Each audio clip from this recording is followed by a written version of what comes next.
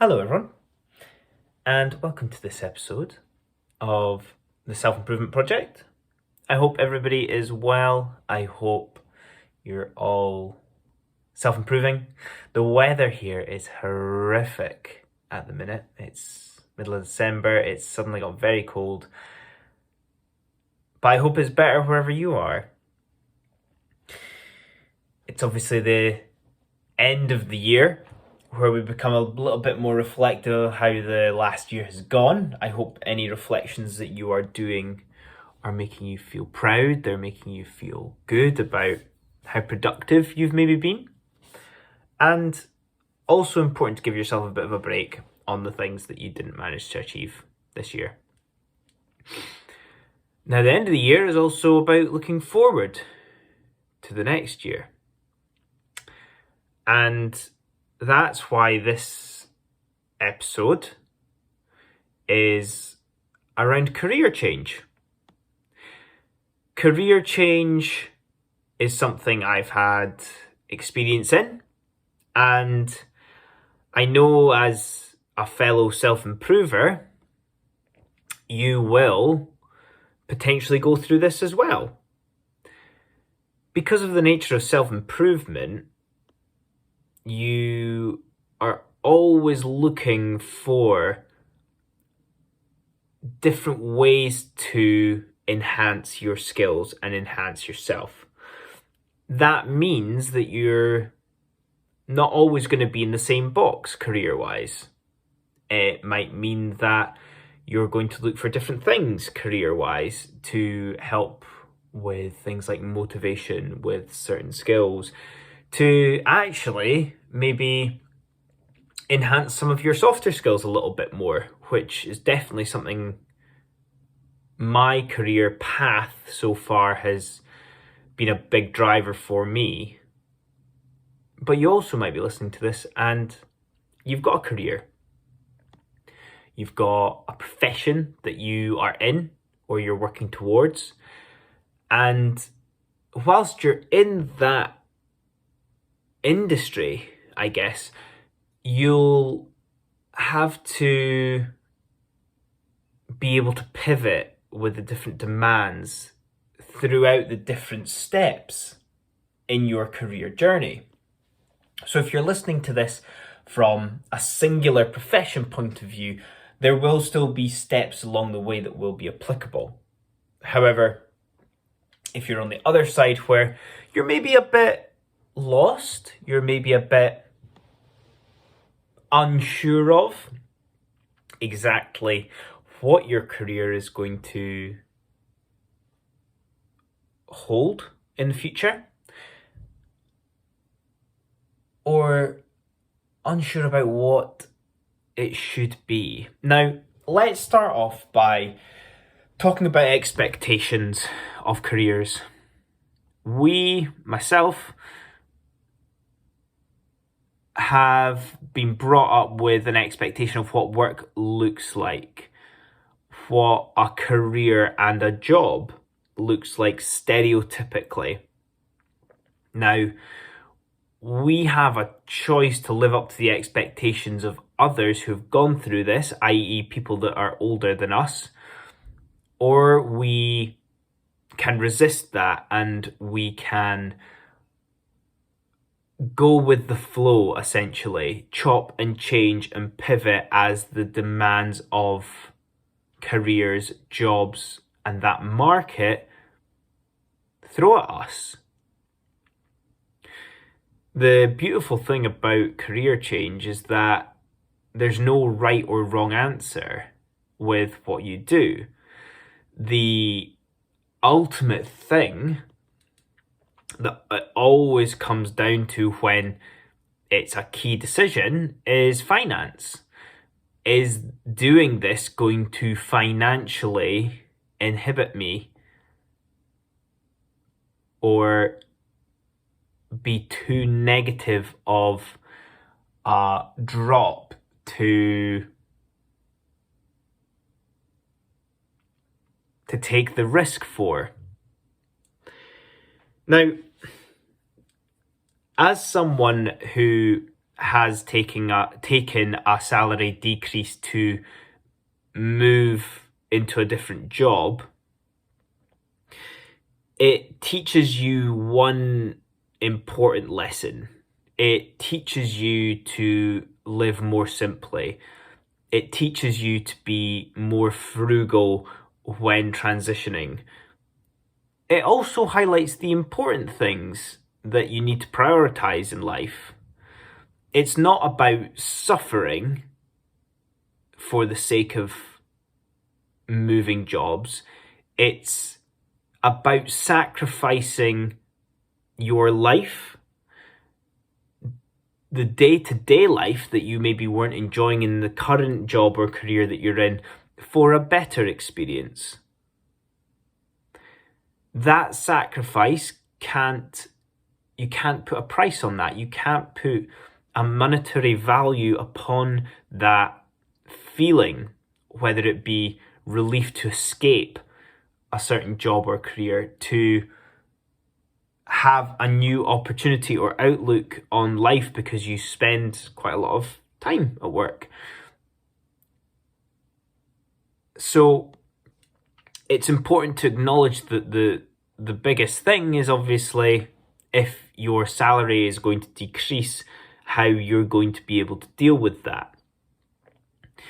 Like I said, that is a sacrifice, and you need to challenge yourself to understand what sacrifice is your limit. How much can you sacrifice to drop to get to what you want? Now,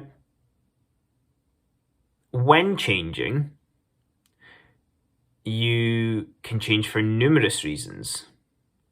Novelty and adventure can be one. For me, I changed to get more business experience when I was 26, because that interested me at the time.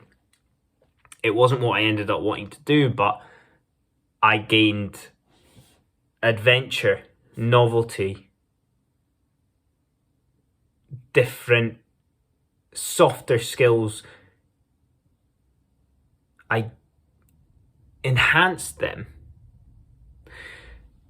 dealing with a situation that I wasn't familiar with, but using my past experience. Making sure that you layer all of your experiences to help you be this whole person within an industry. That's where you can be an asset, not to a particular profession or company. That's where you can make yourself an asset. You are the asset. You are the experience, the personality, the values and beliefs. That's what makes you valuable. Adventure and novelty can come in lots of different ways. It might be moving to a new place. I moved cities when I changed jobs, and that helped. But there's also other reasons and things that motivate us to find different experiences. One of those might be skills, upskilling yourself. You are talented, you will have talents, but there will be things that you are not talented with that you need to improve upon, and doing different jobs will give you opportunities to develop those. And that comes under the umbrella or heading of mastery, working towards mastering a skill or something that will make you better at it, something that you can do independently. So, is there skills that you feel like you would want to develop, to upskill yourself in, to know that you have given yourself this opportunity to? Let me ask you a question. Is it riskier leaving the job that you're in if you feel like a change is imminent? So is it riskier to leave it or to never leave it? Think on that one. It's almost as if I'm asking you the question around, are you living a life that's convenient, or are you risking not living your life to the fullest? Jobs, work, careers are never going away. So find what you enjoy to do. Don't settle for anything less than a fulfilling life. And maybe the most despondent thing around this area can be doing something because it gets you by. That is disheartening. That is riskier than taking a jump into something that you think you might want to do.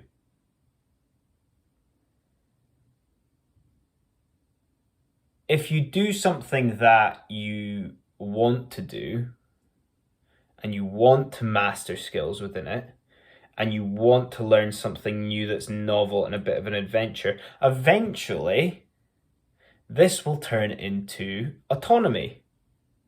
That trust that you have because you're good at what you do, so you're left to your own devices to do it. That autonomy that you can do things with your eyes closed and still do a better job than someone that's really trying. That comes when you put the time and effort into it. And sometimes that will take a leap of faith. Remember the question of the risk that you are posing to yourself. The risk that you are probably blindsided by is the risk that you will be told that it's too risky to leave your job.